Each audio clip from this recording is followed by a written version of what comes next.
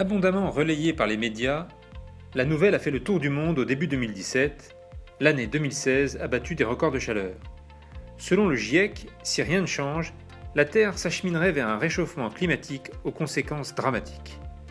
La communauté mondiale est donc incitée à diminuer ses émissions de CO2, considérées comme principales responsables de l'effet de serre.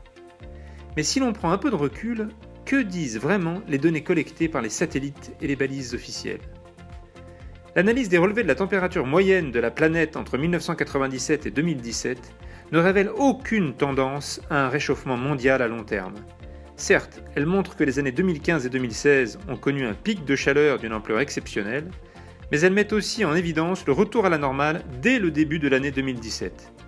Pourquoi sommes-nous donc tous persuadés que cette hausse est continue et spectaculaire ? Un article paru dans The Economist illustre bien la manipulation dont nous sommes victimes.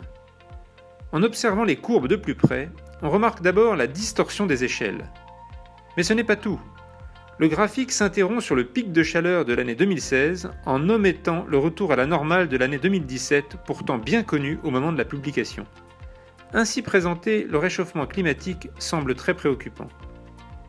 Mais si l'on présente exactement ces mêmes données, en adoptant des échelles normales et en incluant l'année 2017, les variations enregistrées depuis près d'un siècle et demi deviennent minimes.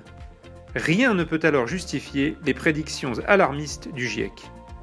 Le discours environnemental est-il bien sérieux ? Christian Gérondeau, ingénieur polytechnicien, nous donne les clés pour prendre du recul avec clarté et simplicité.